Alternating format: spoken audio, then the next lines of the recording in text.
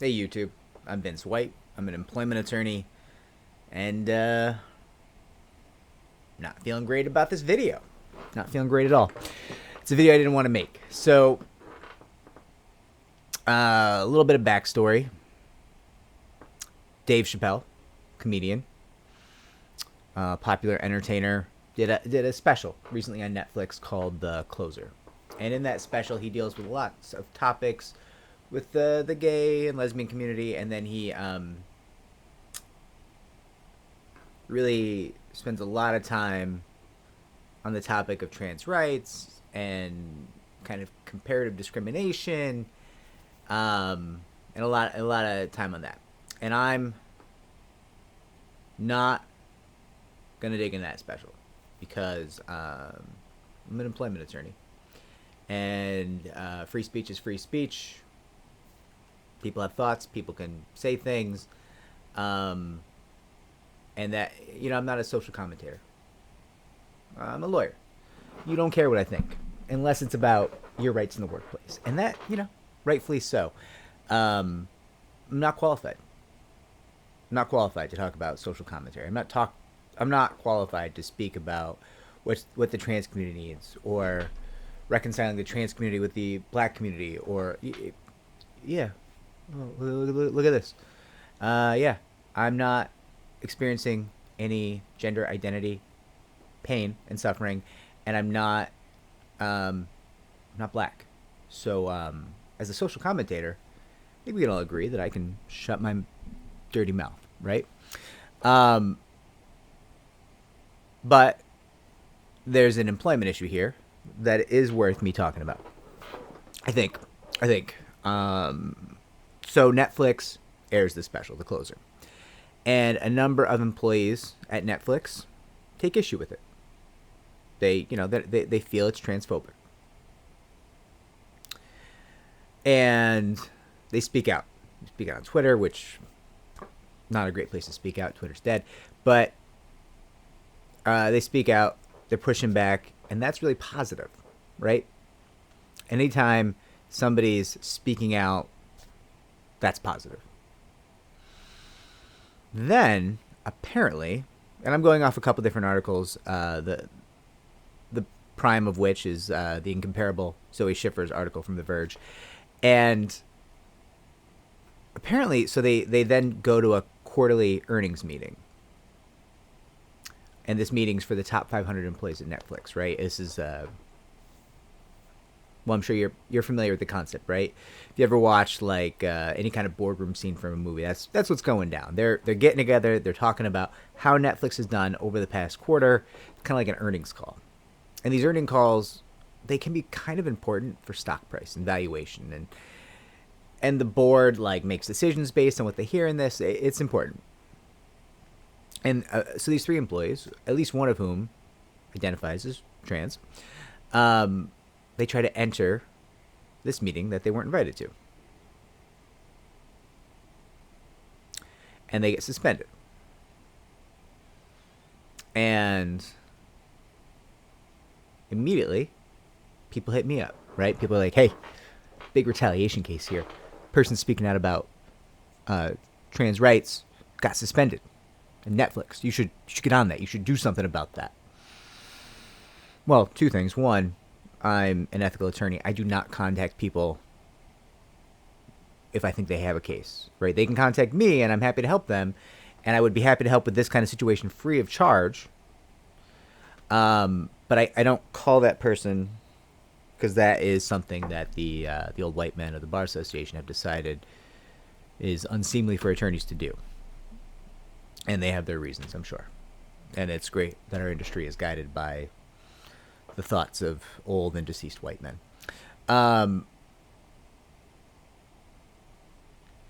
Sarcasm. I hope you understand. Now, I dug into it. People contact me, and I'm not going to contact this person, this individual, or any of these three people who are suspended. But I dug into it just because I was like, what's going on at Netflix? Like, that doesn't sound like the Netflix I know. Generally, like, the Netflixes and Spotifys of the world kind of avoid the drama that you see. Like, we're seeing a lot of bad behavior out of Apple right now, right? And Netflix and Spotify tend to just go the other way. And we're like, yeah, we're not getting into it. So I was reading into it, and I don't know that I think there's a retaliation claim here for that individual, for any of these three individuals. I think it was a poorly planned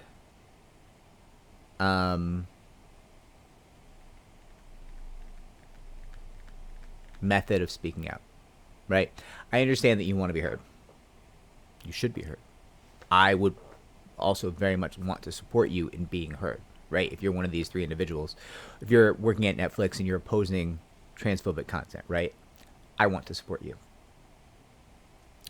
But if you called me up and you asked me, hey, I'm going to bust into this meeting, what do you think? No. What are you doing? Why would that be a good idea?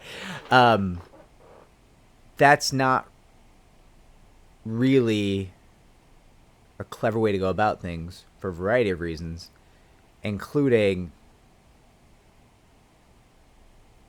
it doesn't get your message out, and it's going to force the employer to take action against you because you're messing with the only thing that matters to them, which is their earnings and valuation, right? That's their job. They have to protect the valuation, and you're busting in on this meeting that directly impacts the valuation of their shares, of their company, right? So if you call me up and ask me, I'm going to do this, I'm going to bust in on this earnings call, quarterly earnings call. No, stop. And let's get you some professionals who can help guide you, whether that's us, whether that's someone else, whether that's a company like Lioness, right? Like, you should speak out. You should be supported in speaking out, and you should speak out in an effective manner that conveys your message while also protecting you and allowing you to enjoy the protections of the laws, right? I don't think this plan really met any of those goals. And by that, I mean the plan of like busting in on an earnings call, right? Like, no, not a great idea. Now, I want to note, it seems like Netflix took a lot of care to say, yeah, these three people, our trans employees, the people who feel our content was transphobic, we're thrilled to have them post about this on Twitter. We support their right to free speech, to say what they want to say. No retaliation. It was not until they tried to enter the meeting that they were suspended. It's very important.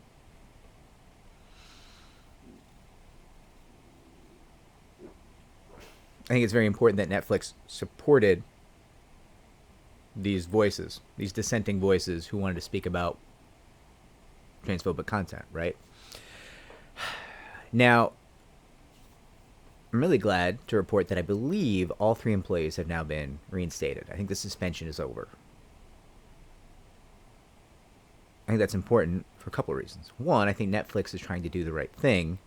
I think two, I want those voices to be in Netflix, right? I want those voices to be in the halls, making the decisions, having the conversations, being a conscience to this content curator, right? Netflix, I think, is bigger than, like, certainly cable channels now. I think it's bigger than the networks, frankly. And, what people see, what kind of entertainment and content people consume is going to do a lot to shape how their thoughts are on various topics. And so we need voices like the voices of these three employees at Netflix. We need them everywhere, right? Representation matters. Representation in a content curator matters potentially the most, perhaps second only to like representation in the government, right?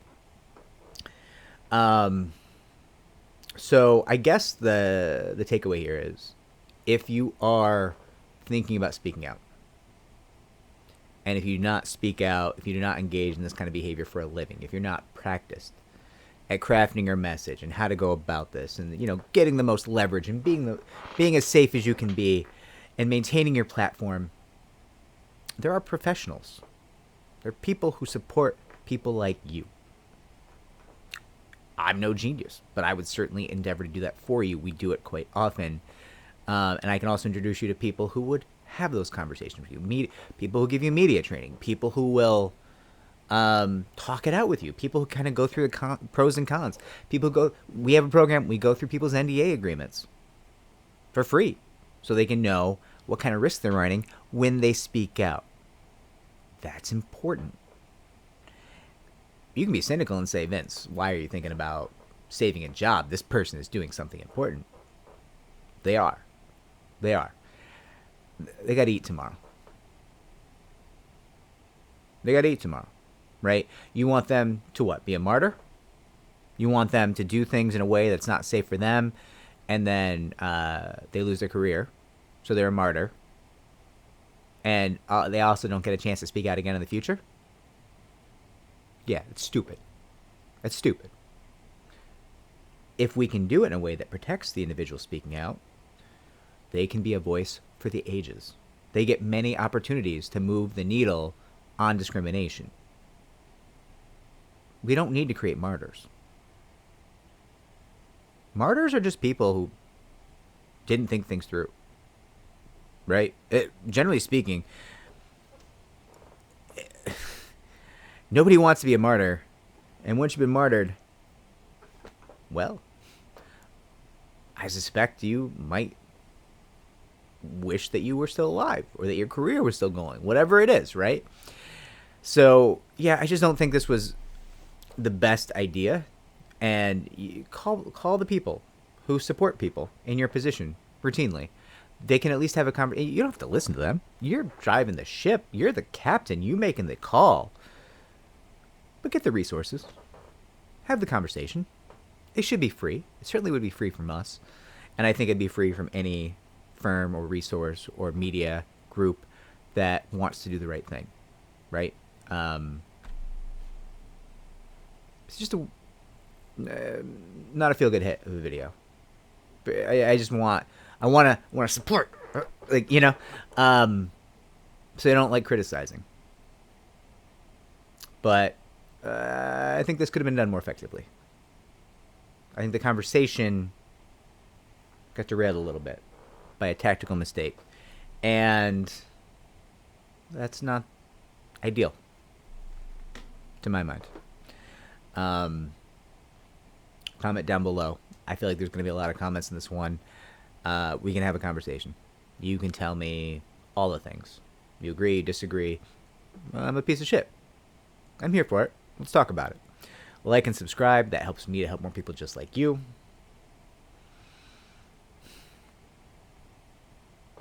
Yeah. There's going to have to be conversation on this one. Take care, everybody.